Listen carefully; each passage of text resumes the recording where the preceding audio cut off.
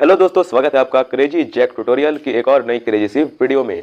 मैं हूं गौरव और आज की इस वीडियो में हम लोग सीखने जा रहे हैं क्लास 10th के मैथ से प्रश्नावली 4.2 के क्वेश्चन नंबर 6 को। क्वेश्चन नंबर 6 में हमें दिया गया है एक कुटीर उद्योग एक दिन में कुछ बर्तनों का निर्माण करता है। एक विशेष दिन यह देखा गया कि प्रत्येक नग की निर्माण लागत रुपए में उस दिन के निर्माण किए बर्तनों की संख्या के दुगने से 3 अधिक थी। यदि उस दिन की कुल निर्माण लागत 90 रुपए थी तो निर्मित बर्तनों की संख्या और प्रत्येक नग की लागत ज्ञात कीजिए।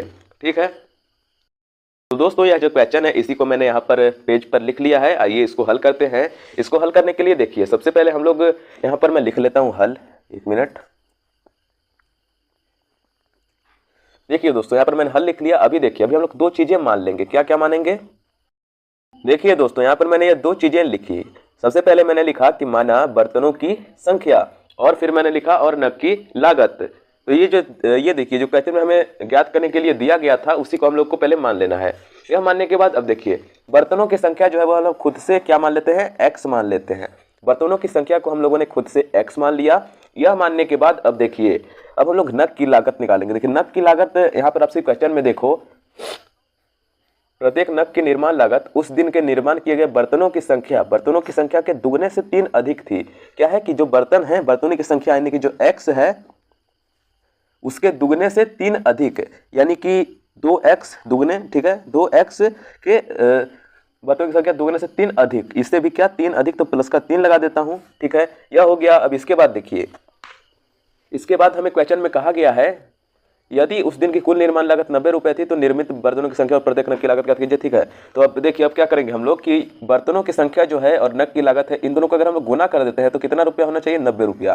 तो उसी को हम लोग यहाँ पर लिख देंगे, यानी कि x गुणे में 2x प्लस में 3, ठीक है, और इसका ब्रैकेट बंद करके बराबर में कितना होना चाहिए, 90 रुपए के। तो यही हम लोगों ने लिख लिया। अब इसको आप लोग सरल करेंगे। सरल करना बड़ा ही सिंपल है, गुणा करते जाएंगे। देखिए x को 2x से गुना करेंगे, कितना आएगा हम लोगों को, 2x² मिल जाएगा। अब प्लस का निशान लगाएंगे क्योंकि यहाँ पर प्लस का निशान है। अब 3 को x से गुना करेंगे, कितना भी मिला, 3x मिल गया। अब देखिए जो 90 है ये बराबर की इधर आएगा तो माइनस का 90 हो जाएगा।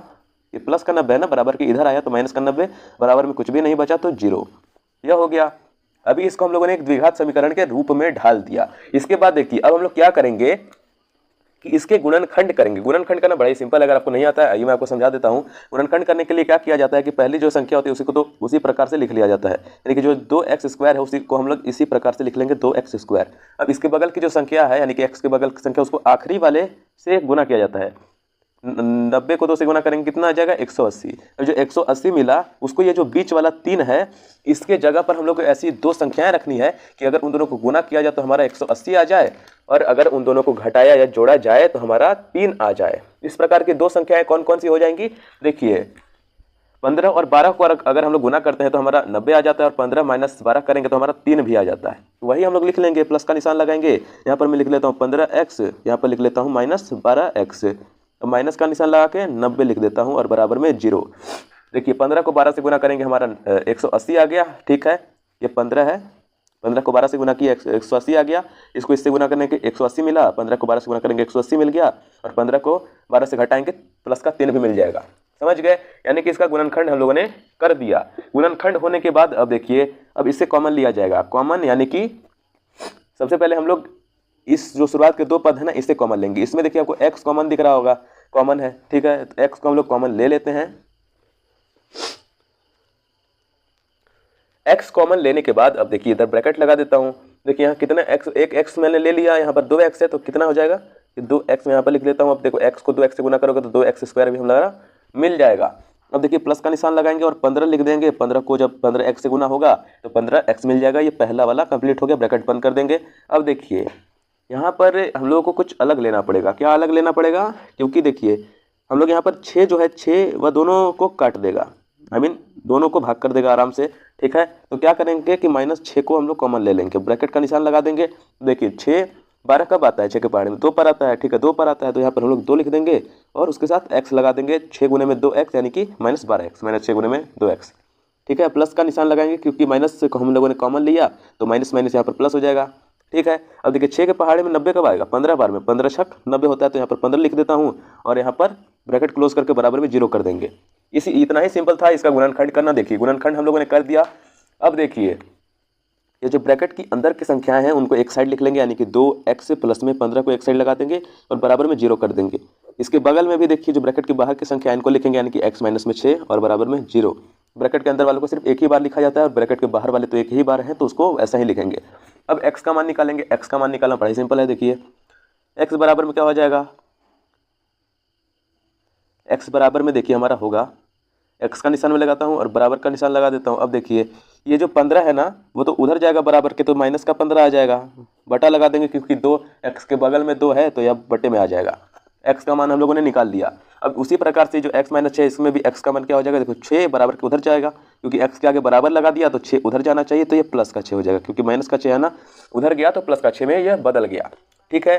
अब देखिए कभी भी जो समीकरण होता है उसका हल ऐसे जो बर्तनों की लागत है ना, वह बर्तन की संख्या लागत, ये कभी भी माइनस में नहीं आएगा, तो माइनस वाला हटा दो, ये प्लस वाला हम लोग ले लेंगे। तो जो x बराबर में 6 हम लोगों को मिला, इसको हम लोगों को लेना है। अब हम लोग क्या करेंगे कि बर्तनों की संख्या जो है, जो हम लोगों ने x मानी थी वो तो आ गई, तो यहाँ पर मैं लिख भी देता हूं कि बर्तनों की संख्या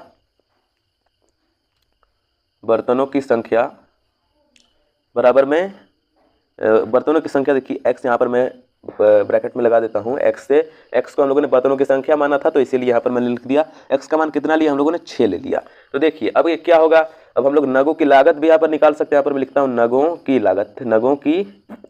लागत यहाँ पर मैं लिख देता हूँ बराबर का निशान। देखिए नगों की लागत क्या है, क्या हम लोगों ने माना था 2x प्लस में 3, ये समीकरण बनाया था। तो जो x का मान है वहाँ पर हम लोग 6 लिख देंगे, यहाँ पर बराबर का निशान लगा, देखो 2x है, यहाँ पर गुणे में क्या हो जाएगा, x की जगह पर 6 और प्लस में 3। अब देखिए इसको हल करेंगे, 2 दूनी 12 हो जाएगा और 12 प्लस में 3 15 हो जाएगा। तो 15 हो जाएगा इसका आंसर। देखिए 6 और 15 बर्तनों की संख्या हो गई हमारी 6 और नगों की लागत 15 रुपए होगी। ठीक है। तो इसी प्रकार से जो क्वेश्चन था इसका हम लोगों ने हल ज्ञात कर दिया। आई होप आपको क्वेश्चन अच्छी तरीके से समझ में आ गया होगा। वीडियो अगर अच्छी लगी होगी तो प्लीज़ वीडियो को एक लाइक करके, चैनल पर जितने भी लोग आपसे भी नए हो प्लीज़ चैनल को सब्सक्राइब कर देना, क्योंकि आपको इस चैनल पर इसी प्रकार की डिफरेंट टाइप ऑफ वीडियोस मिलती रहेंगी। अब चलिए मिलते हैं, क्योंकि आखिरी प्रश्न था तो अगली वाली वीडियो से हम लोग शुरुआत करेंगे प्रश्नावली 4.3 का। चलिए दोस्तों मिलते हैं अगली वाली वीडियो में प्रश्नावली 4.3 के साथ। तब तक के लिए जय हिंद, वंदे मातरम।